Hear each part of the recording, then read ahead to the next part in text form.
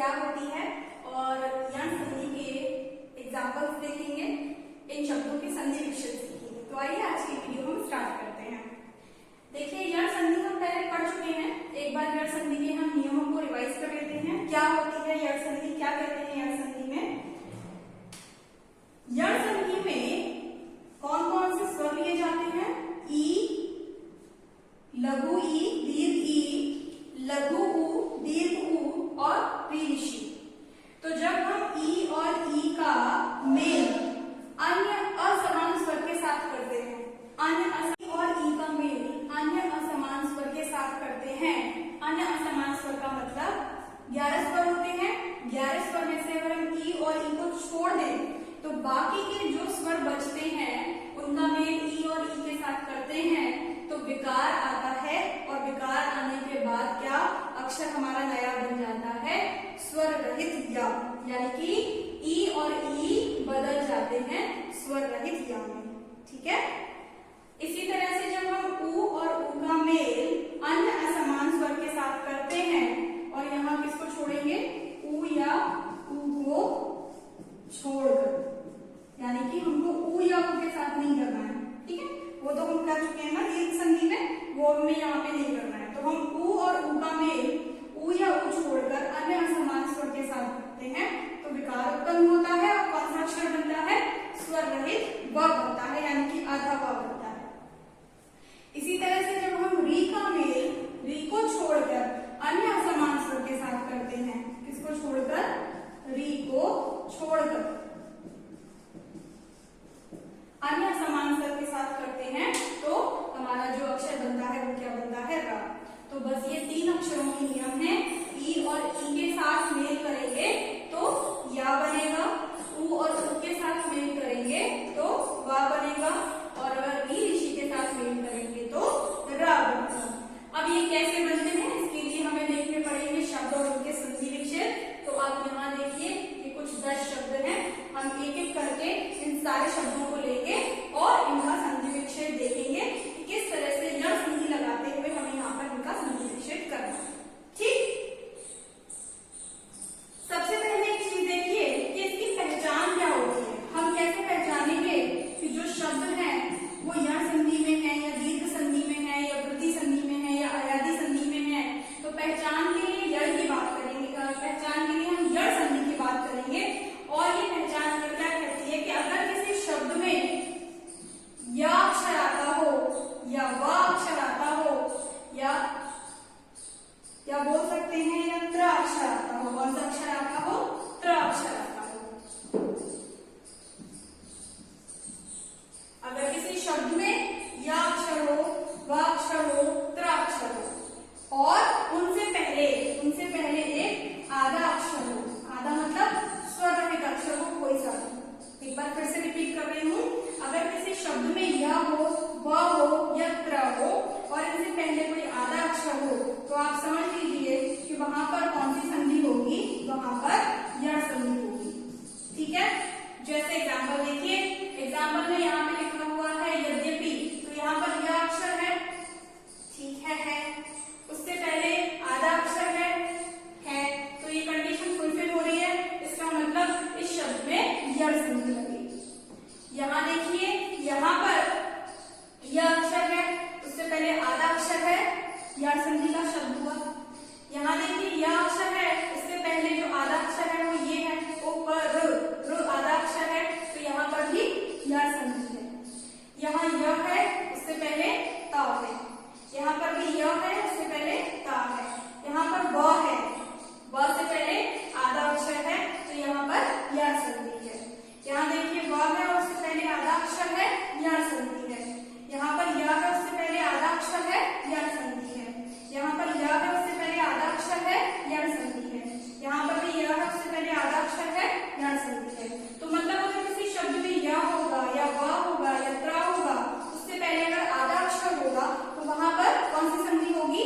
वहां पर यण संधि होगी। इसी तरह से यहाँ पर देखिए यह है, आधा अक्षर है तो यण संधि है, व है, आधा अक्षर है तो यण संधि है, व है, आधा अक्षर है तो यण संधि है। यहाँ पर व है, उससे पहले आधा अक्षर है तो भी यण संधि है। यहाँ देखिए त्र है,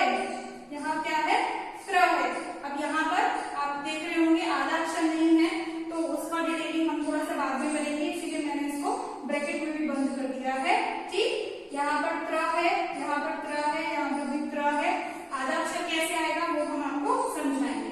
तो बहरहाल बात ये आती है कि इसकी पहचान ऐसे हो जाएगी कि अगर किसी शब्द में य है, व है, त्र है, या आप यहाँ से पहले आधा अक्षर चलिए मिटा दीजिए, त्र ही आपको दिखाई दे रहा तो आप त्र मान लीजिए, और उससे पहले अगर आधा अक्षर है तो वहां पर यण संधि होती है। अब वो कैसे होती है वो हम थोड़ा सा डिटेल में समझेंगे तो हमें और अच्छे से क्लियर होगा। तो सबसे पहले हम अपना शब्द कौन सा लेते हैं, यद्यपि। देखिए हम शब्द लेते हैं यद्यपि। अब हमको ये तो पता चल ही गया कि इसमें कौन सी संधि है, इसमें यण संधि है। अब हम इसका संधि विक्षेप करेंगे और देखेंगे कि इसमें यण संधि किस तरह से काम करेगी। तो संधि विक्षेप करने के लिए कुछ नियम है, कुछ ट्रिक्स है, वो आप समझिए। देखिए संधि विक्षेप कैसे होगा। सबसे पहले आप क्या कीजिए, जो य अक्षर आया है या, ठीक, उससे पहले के शब्दों को अलग कर लीजिए। अलग कर दिया, ठीक, और जो आधा अक्षर है उसको पूरा लिख लीजिए। या से पहले के जो आपके पास शब्द है उसको अलग कर लीजिए, या होगा, और जो आधा अक्षर है उसे पूरा कर लीजिए।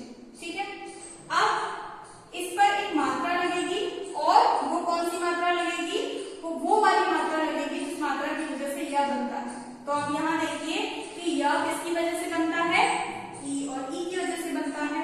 तो द पर क्या होगा, ई या ई की मात्रा लग जाएगी। अब आप देखिए कि द पर अगर आप इसको अर्थपूर्ण शब्द बनाना चाहते हैं, छोटी की मात्रा लगेगी या बड़ी, तो इतना तो आपको पता ही होता है कि छोटी की लगेगी, तो यहाँ पर हम छोटी की मात्रा लगा देंगे। ठीक है, उसके बाद प्लस लगेगा, दूसरा शब्द आएगा। दूसरा शब्द क्या आएगा, या में जो स्वर इंक्लूड है, या में कौन सा स्वर है, या में अस्वर है, क्योंकि या टूट जाएगा किसमें, या में और आ में। तो या में कौन सा स्वर है, आ, तो आप यहाँ पर आ और बाकी का आगे का आप अक्षर लिख सकते हैं अपी। तो ये दो शब्दों से मिलकर बन गया यदि और अपी, है ना इजी। यदि और अपी से मिलकर बन गया यद्यपि। अब यहाँ संधि कैसे होगी इसको समझते हैं, आइए देखिए। यदि में हमें क्या करना है, पहले शब्द का आखिरी अक्षर और दूसरे शब्द का पहला अक्षर लेना है। तो द लेंगे, दी लेंगे, तो दी हमारे पास आ जाएगा ऐसे, स्वर रहित द और ई। ठीक है, यहां से आ जाएगा आपका आ, क्या आ जाएगा, आ। अब संधि किसमें होगी, संधि होगी इन दोनों में। ई के साथ आ, ई के साथ जब आ मिलेगा तो क्या बनेगा, ई के साथ आ मिलेगा तो ये बनेगा आपका य। क्या बनेगा आपका, या बन जाएगा। ठीक है, तो ई के साथ जब अन्य समान स्वर मिलता है तो या बनता है, और कौन सा वाला, स्वर लगे।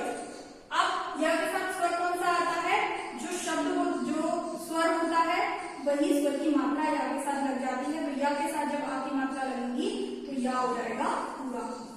ठीक है, ई बदल जाता है किसमें, ई बदल जाता है, यानी कि ई का क्या हो जाता है, रूप परिवर्तित हो जाता है। ई में विकार आके ई बन जाता है या, और उसके साथ इसकी मात्रा लग जाती है, आप की मात्रा लग जाती है, और आपकी मात्रा लगकर हो जाएगा या।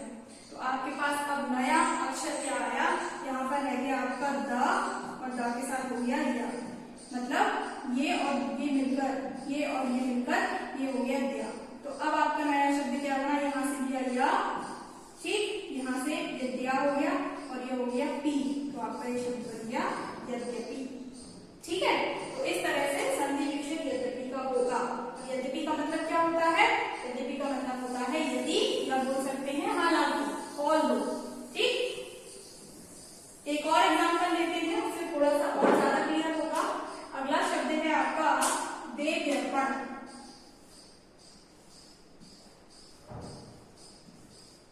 देव्यर्पण, इसका संधि विग्रह करना है, तो प्रोसेस वही फॉलो करेंगे हम। य से पहले वाले शब्द को लिख लीजिए देव, और जो आधा अक्षर है उसे पूरा लिख लीजिए। अब यह किससे बनता है, ई और ई से। तो यह ई और ई से मिलता है, तो वह पर आप ई या ई की मात्रा लगा दीजिए। अब इसको अर्थपूर्ण बनाने के लिए छोटी की मात्रा लगाएंगे या बड़ी ई की, तो यहाँ बड़ी की मात्रा लगेगी, तभी हो जाएगा ये देवी। प्लस या में कौन सा स्वर है, या में आ स्वर है, तो आगे का शब्द आ लिखकर बना दीजिए, तो ये हो जाएगा देवी प्लस अर्पण। क्या शब्द हो जाएगा, देवी प्लस अर्पण।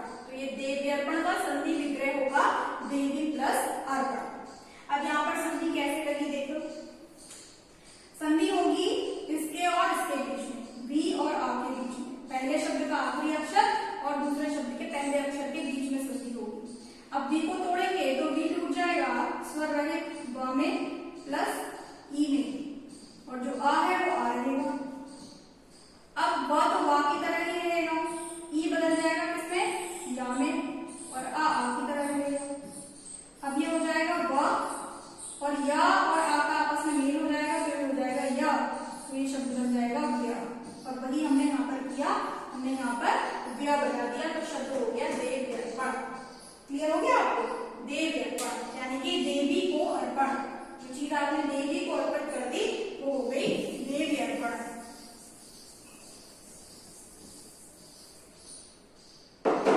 अगला शब्द लेते हैं, अगला शब्द है उपरयुक्त। उपरयुक्त। अब इस शब्द में कैसे संधि काम करेगी देखिए, इसको अगर हम रा की मात्रा को तोड़कर लिख लें तो ऐसे भी लिख सकते हैं ना, ऊपर आधा रा और फिर युक्त। ऐसे लिखने में कोई परेशानी तो नहीं है, बताइए, इसमें ऐसे लिखने में कोई परेशानी नहीं है, तो ऊपर युक्त। ठीक है, अब हमें क्या करना है, या से पहले वाले शब्द को लिख लेना है, तो हमने लिख लिया ऊपर, और रा पर क्या लगेगी, या के हिसाब से ई और ई की मात्रा, तो उसको अर्थपूर्ण शब्द बनाने के लिए इस पर लगती है छोटी की मात्रा, तो लग जाता है ऊपरी। प्लस या के साथ कौन सा स्वर लगा है, या के साथ लगा है ऊ, यहाँ पर हो जाएगा ऊ और ये हो जाएगा ऊ, तो इसका संधि विच्छेद हुआ ऊपरी प्लस यो, ऊपरी प्लस उक्त। क्या संधि विच्छेद हुआ, ऊपरी प्लस उक्त। ठीक है, तो अभी आपको क्लियर हो रहा होगा कि संधि विच्छेद किस तरह से किया जाता है। अब कैसे हुआ, इसमें संधि कैसे लगी आगे देख लेते हैं। रा को आप तोड़ लीजिए, आधे रा में प्लस छोटी ई में, और ये हो जाएगा ऊ। अब संधि होगी इनके बीच में, और जब ई की ऊ के साथ संधि होती है तो ई बदल जाता है या में और ऊ में। अब ये हो जाएगा या के साथ ऊ जुड़ जाएगा, तो ये हो जाएगा रू और ये हो जाएगा यू, और इस रा की मात्रा इस या पे लग जाएगी, तो ये अक्षर या का ये हो जाएगा, जो कि हमने यहाँ पर बना दिया। ठीक है,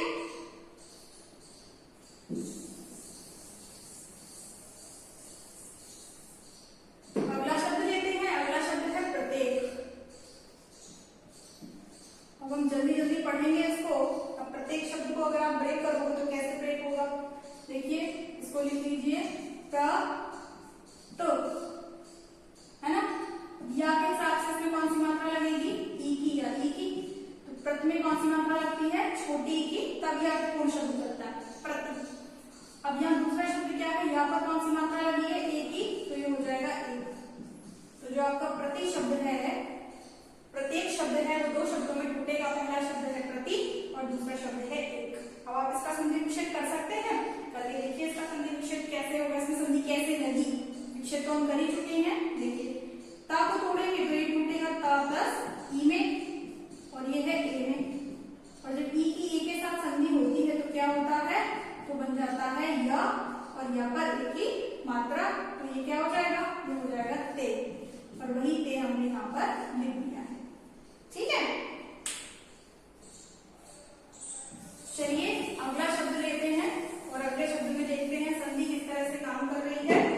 अगले शब्द को मैंने रेड में बंद कर दिया है, क्यों बंद किया है, इसका भी एक रीजन है, आगे देखते हैं। अगला शब्द है प्रत्यक्ष। प्रत्यक्ष, अब इसका संधि विच्छेद आप समझ गए, देखिए, प्रत पर ई की मात्रा, तो ये हो जाएगा प्रति। या के साथ कौन सा अक्षर है, अक्ष, तो ये हो जाएगा अक्ष। या के साथ कौन सा है, अक्ष, तो ये हो जाएगा अक्ष। ठीक है, प्रत्यक्ष का मतलब क्या होता है, प्रत्यक्ष का मतलब होता है आंखों के सामने। तो जब भी हम संधि विच्छेद करेंगे तो जो भी शब्द निकलकर आ रहा है उसका मतलब इसके मतलब से कहीं ना कहीं जुड़ना चाहिए ना। अब इसका मतलब क्या है, इसका मतलब है आंखों के सामने। ठीक, अब यहाँ पर आंख जैसा कोई शब्द नहीं आ रहा, क्योंकि प्रति का भी मतलब आंखें नहीं होता और अक्ष का भी मतलब आंखें नहीं होता है, तो फिर ये इसका मतलब आंखों के सामने कैसे हो गया। इसलिए हम लोग क्या करते हैं, हम लोग यहाँ पर अक्ष की जगह मानते हैं कि यहाँ पर अक्षी होना चाहिए। क्या होना चाहिए, अक्षी होना चाहिए, जिसका मतलब क्या होता है, अक्षी का मतलब आंख होता है। लेकिन चूंकि पढ़ाई सरल करनी है, शब्द को सरल बनाना है, तो अक्षी को अक्ष मान लिया जाता है, लेकिन यहाँ पर असली शब्द क्या होगा, अक्षी होगा। तो कहने का मतलब प्रत्यक्ष शब्द के दो संधि विच्छेद होंगे, एक प्रति प्लस अक्ष और दूसरा प्रति प्लस अक्षी। तो सही संधि विच्छेद क्या होगा, सही ये होगा, ठीक है। हाँ, अब जब दोनों पूछ जा रहे हैं, दोनों में से सही ये होगा, और जब ये ऑप्शन नहीं है, केवल यही ऑप्शन है, तो आप इसे सही मान सकते हैं, लेकिन ज्यादा सही जो है वो ये होगा। उसका कारण ये है कि अक्ष का मतलब आंख नहीं होती है, अक्षी का मतलब आंख होती है, तो आंख से संबंधित शब्द यहाँ पर लिया गया है अक्षी, ठीक है। हालांकि उसे अक्ष कर दिया गया है, क्योंकि यहाँ पर कोई मात्रा तो आ नहीं रही ई की, ठीक, तो उसे अक्ष कर दिया गया है, लेकिन है वो शब्द अक्षी। अब यहाँ पर संधि देखो कैसे लगी है, टी को अगर आप तोड़ोगे तो ये टूटेगा ता प्लस ई में, और ये है आ, तो ये हो जाएगा ता, ई और आ का संधि करोगे तो क्या हो जाएगी, ई बदल जाएगा या में, और ये आ रहेगा आ, और ये हो जाएगा ता प्लस या, तो मिलाकर हो जाएंगे त्या, जो कि हमने यहाँ पर लिख दिया त्या। तो ये संधि विच्छेद हो गया प्रत्यक्ष का, क्लियर।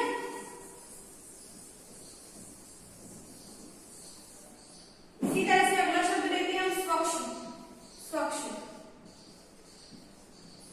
अब ये यहाँ से थोड़ा सा हटेगा, अलग हो गया। अब यहाँ पर क्या आ रहा है, यहाँ पर आ रहा है व, तो वहां से पहले वाला अक्षर लिख लेंगे पूरा, जो आधा था उसे पूरा कर लेंगे, उसके ऊपर मात्रा लग जाएगी कौन से अक्षर की, जिस अक्षर से वह बनता है। वह किससे बनता है, उ या उ से, तो सा पर उ या उ की मात्रा लग जाएगी, तो सा पर हम छोटी उ की मात्रा लगाकर इसे कर देते हैं सु प्लस।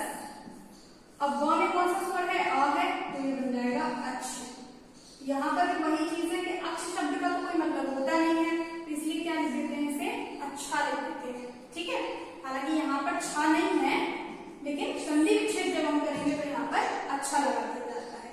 तो संधि विच्छेद हो गया सु प्लस अच्छा। सु का मतलब क्या होता है, सु का मतलब होता है सुंदर।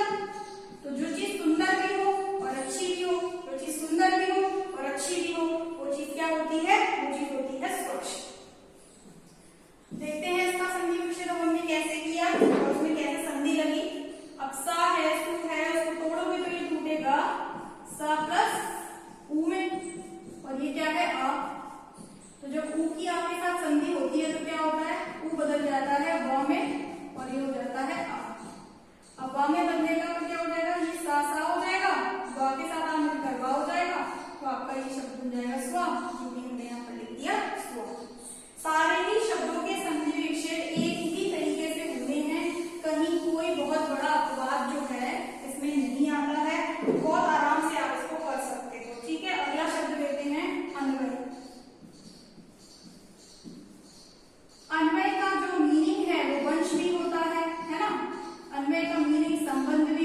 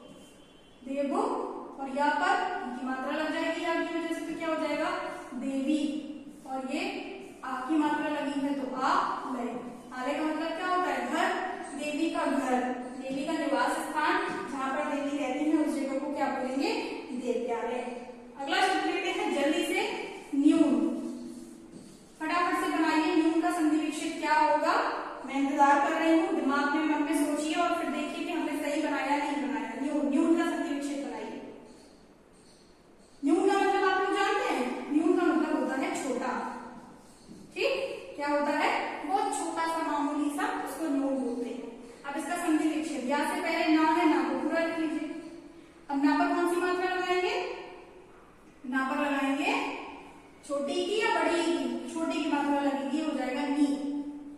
और या के साथ कौन सा है, ऊ जुड़ा हुआ है और बाकी का ये, तो इसका संधि विच्छेद हो जाएगा नी प्लस ऊ। बड़ा शॉकिंग होगा आपके लिए कि न्यून को हम ऐसे दो शब्दों में जोड़ रहे हैं जिनके बारे में हमें कुछ भी नहीं पता था। नी प्लस ऊ मिलकर क्या बनाते हैं, न्यू। चलिए आपका काम इसका हो गया, 10 शब्द आपने संधि विच्छेद में सीख लिए। अब इनकी बात करते हैं, ये आपको वैसे अपने आप करने थे, मैं बता देती हूँ इसका संधि विच्छेद क्या होगा। देवी प्लस ऐश्वर्य, स्वागत का सु प्लस आगत, अन्वेषण का अनु प्लस ऐषण, अनु प्लस ऐषण, स्वल्प का सु प्लस अल्प। ये आप कर लेंगे अपने आप से। इस शब्द को लेते हैं, ये शब्द है मात्रानंद, मात्रानंद, त्रा की बात करते हैं आप यहाँ, ठीक है, मात्रानंद। अब आप यहाँ देखिए कि हमने क्या किया, मात्रानंद। इसको अगर आप त्रा को तोड़े तो ये ऐसे टूटेगा, मा त रा नंद, ऐसा होता है ना। जो त्रा होता है वो क्या होता है, एक संयुक्त व्यंजन। और वो तो आपने पढ़ा है संयुक्त व्यंजन क्या होता है, त्रा। और त्रा को अगर हम तोड़ते हैं तो कैसे टूटता है, त पर र और आम, और इन तीनों को मिला दें तो इन तीनों को मिलाने पर क्या बनता है, त्रा होता है। तो यहाँ पर भी हमने इसको ऐसे लिख लिया, माँ फिर आधा ता और फिर ये रा पूरा हो गया और फिर ये नंद। अब यहाँ पर वही वाला रूल लग जाएगा जो अभी तक लग रहा था कि हम क्या ढूंढेंगे, शब्द में रा आ रहा है, रा से पहले क्या आ रहा है, रा से पहले आ रहा है आपका आधा अक्षर, रा से पहले क्या आ रहा है आपका आधा अक्षर। तो यहाँ पर कौन सी संधि होगी, यह संधि होगी। अब इसका ब्रेक करेंगे तो ये कैसे ब्रेक होगा, देखिए रा से पहले वाले शब्द को लिख लीजिए पूरा, लिख लिया, मात्र लिख लिया। मात्रा कौन सी लगेगी, जिसकी वजह से रा बन रहा है, रा किसकी वजह से बन रहा है, री ऋषि की वजह से बन रहा है। और री ऋषि की मात्रा कैसे लगाते हैं, ऐसे लगाते हैं। तो शब्द क्या हुआ, मात्र प्लस आगे रा पर कौन सा अक्षर है, आ, तो आगे का शब्द क्या हुआ, आनंद, मात्र आनंद, यानी कि मात्र मीन्स माता, माता का आनंद, शब्द बन गया मात्रानंद, ठीक है। इसी तरीके से ये देखिए पित्राज्ञा, तो इसका संधि विच्छेद होगा, इसका संधि विच्छेद होगा पितृ, पितृ प्लस आज्ञा, ऐसे ही है